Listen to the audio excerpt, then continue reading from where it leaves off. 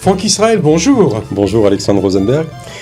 Ça fait un petit peu plus d'un mois que vous avez été élu à l'unanimité des votants à la tête du consistoire régional. C'était le 6 novembre dernier. Est-ce que vous avez été surpris par cette unanimité ? Si je vous dis oui, c'est présomptueux. Si je vous dis non, c'est qu'il y a un souci à l'intérieur. Non, je dirais qu'il y a un programme qui a été mis en place. Il y a des présidents qui ont souhaité, qui ont cautionné la candidature qui était la mienne, qui m'ont poussé à cette candidature. Ensuite, l'unanimité est venue. J'en suis ravi parce que ça nous permet d'avoir une légitimité pour faire. Alors justement, vous parlez de programme. Sur quel programme vous avez été élu ? Parce que dans une élection, on est élu sur un programme. On est élu sur un programme, tout à fait. C'est Alors, pour ça que j'ai présenté un programme.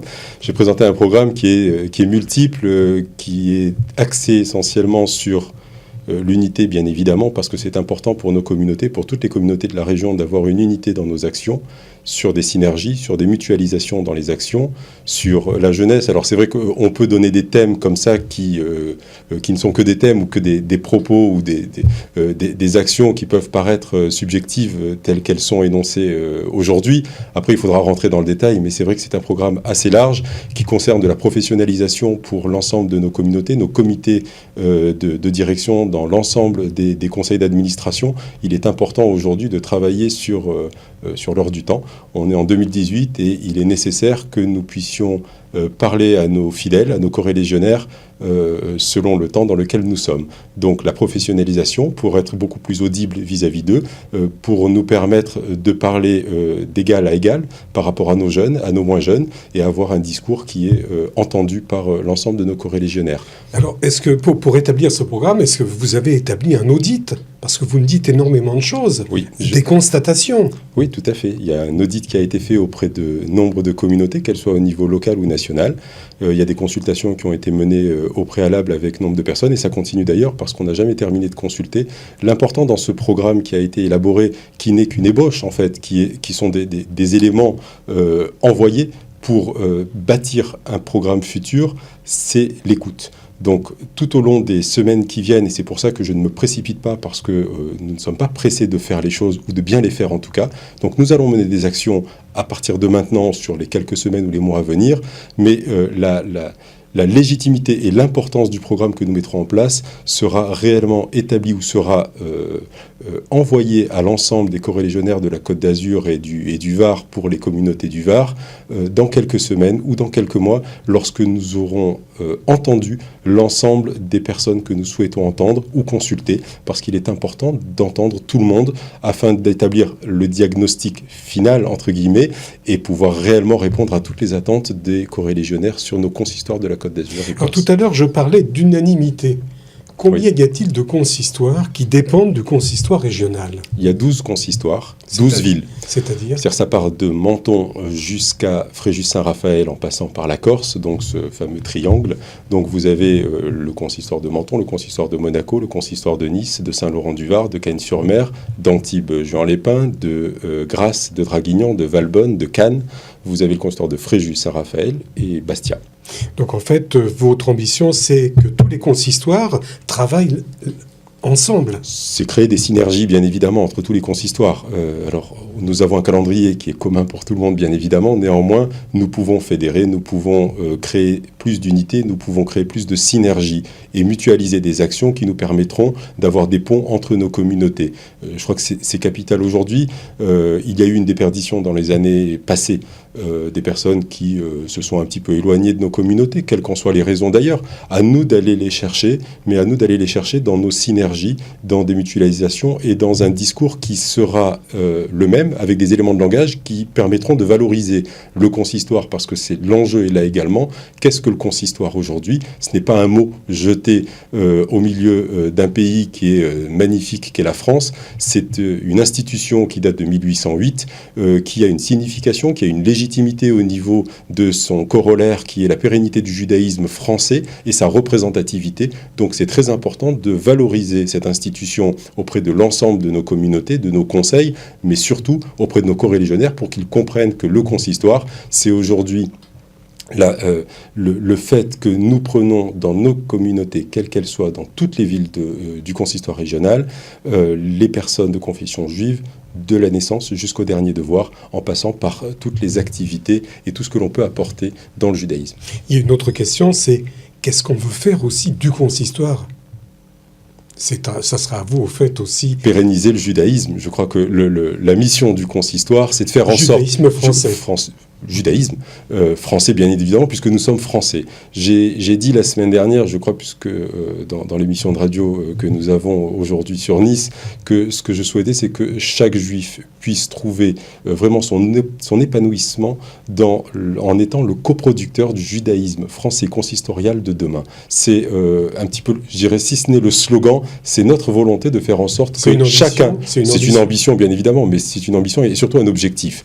Et donc, lorsque l'on a une ambition, que l'on la corrobore par un objectif, il est important derrière d'aller jusqu'à sa réalisation. Et c'est ce pourquoi nous sommes là aujourd'hui. Ces années qui vont être devant nous pour travailler avec tous les présidents de consistoire de toute la région sont là, devant nous, pour travailler à l'élaboration, à la concrétisation de cet objectif. Le rôle du consistoire d'une ville est d'être un lien, une représentation entre la communauté et les autorités, disons les autorités municipales. Ça serait dans une ville. Comment voyez-vous votre implication alors à ce moment-là, puisque vous êtes au niveau régional ? Elle est de faire en sorte que toutes les communautés, avec toutes leurs composantes... Les implications au niveau... Oui. Politique à ce moment-là. Non, il n'y a pas d'implication directe ou indirecte politique avec... en fait, ce que vous voulez me faire dire, c'est la communauté locale a un niveau local avec son maire, la communauté régionale va avoir un niveau régional ou départemental. Avec qui ? Mais avec d'abord l'ensemble des présidents, parce que je crois que la mission essentielle, elle est, comme je vous l'ai dit, et je le répète, pérenniser le judaïsme et faire en sorte que chaque juif qui ne fréquente pas aujourd'hui nos communautés, nos institutions, nos associations, puisse trouver une réponse attendez, oui, ça vous l'avez dit, je le répète parce que... Quel sera votre interlocuteur ? Les présidents de consistoire. Après, bien évidemment, il y aura des interlocuteurs politiques qui seront l'ensemble des politiques du département, de la région, de chaque ville, avec lesquels nous allons avoir à échanger sur des thématiques de la laïcité, sur le mieux vivre ensemble, sur des questions, quelles qu'elles soient, que ce soit au niveau de l'histoire, au niveau de géopolitique, au niveau d'Israël. Donc nous aurons à échanger dans tous ces domaines-là, mais j'échangerai de la même façon avec le maire de Cannes que l'on a rencontré dernièrement et avec plaisir lors de la fête de Hanouka ici, comme j'échangerai avec le président du département ou le président de la métropole ou tout interlocuteur qui souhaite et qui est déjà très investi dans nos communautés aujourd'hui avec tout ce que l'on sait et leur volonté de faire et de bien faire à nos côtés. Donc lorsqu'il y aura ces temps-là, le président du consistoire régional sera bien évidemment présent, mais sa présence néanmoins, elle est nécessaire d'être omniprésente avec les présidents de nos communautés, avec les conseils de nos communautés, avec l'ensemble des corélégionnaires de nos communautés. Et c'est là la mission du consistoire régional aujourd'hui, c'est de fédérer l'ensemble de ces communautés pour un mieux vivre ensemble, pour une meilleure compréhension, tous ensemble, de ce qu'est le judaïsme français en 2018 autour de nos communautés, qu'est-ce que nous pouvons leur apporter, et surtout, leur apporter les réponses de ce qu'ils attendent de nos communautés de demain.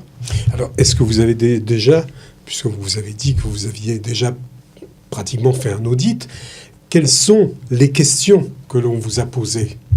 Est-ce que vous avez déjà une série de questions ?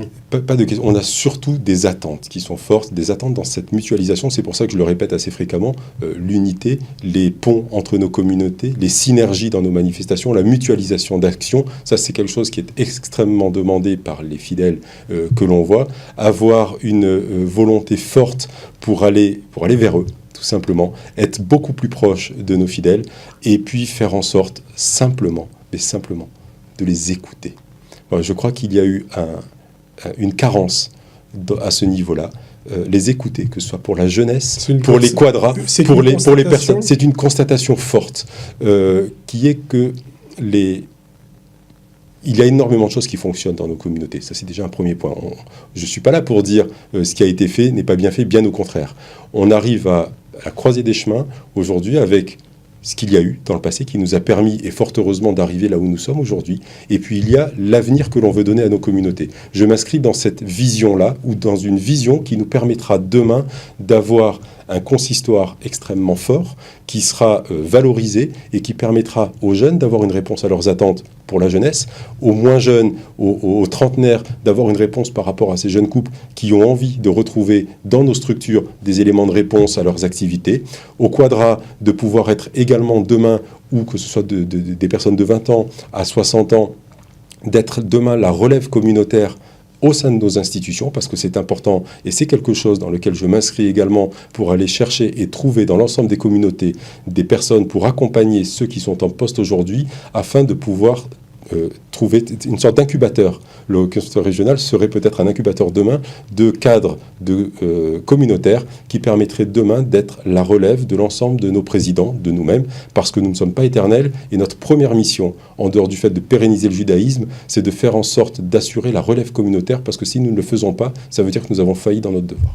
Alors, tout à l'heure, vous avez parlé de professionnalisation. Oui. D'une manière plus concrète. De manière plus concrète, quelle est l'entreprise aujourd'hui en France, dans le monde, qui n'envoie pas ses cadres, qui n'envoie pas ses responsables, qui n'envoie pas ses collaborateurs se former? Laquelle? Aucune. De la même façon, nos associations, qui sont extrêmement fortes et dont on a une chance extraordinaire d'avoir autant de bénévoles, parce qu'il faut le répéter, ce sont que des bénévoles qui travaillent dans nos consistoires et qui le font avec plaisir du matin au soir, si ce n'est la nuit. Je souhaite leur donner la quintessence de leurs possibilités pour développer encore plus leur capacité à donner à l'autre. Et pour donner plus de cette capacité à donner à l'autre, que ce soit pour le corps rabbinique, que ce soit pour les présidents, que ce soit pour les conseils d'administration, pour nous tous, c'est de faire en sorte de trouver un système de coaching qui est déjà en cours, je dirais, afin de les intégrer dans des missions de formation qui leur permettront vraiment d'être demain en termes de communication, en termes d'éléments de langage par rapport à notre institution, de formation, par rapport également aux valeurs de la République, à la laïcité, au mieux vivre ensemble. Tous ces éléments-là seront des éléments qui nous permettront, avec un coaching et une formation, j'appelle ça le coaching, désolé, mais c'est vrai que c'est un petit peu le mot tendance, mais cette formation que je souhaite appliquer, alors ce sera sur la forme du volontariat, je ne vais absolument rien imposer. Je ferai des propositions à l'ensemble des présidents et à leur conseil d'administration, aux rabbins, en leur disant, voilà, nous allons avoir des séances de formation qui seront sur telle et telle thématique, à eux d'adhérer ou de ne pas adhérer. Mais je pense qu'on a tout intérêt et on a tout à gagner à offrir à l'ensemble de nos communautés, à l'ensemble de nos fidèles, le meilleur, parce qu'ils le méritent. Je recevais Franck Israël, le nouveau président du consistoire régional, qui a beaucoup d'ambition pour la communauté. Alexandre, merci beaucoup. Merci Franck. Et merci de m'avoir reçu à Cannes. C'est toujours un plaisir de venir dans votre communauté.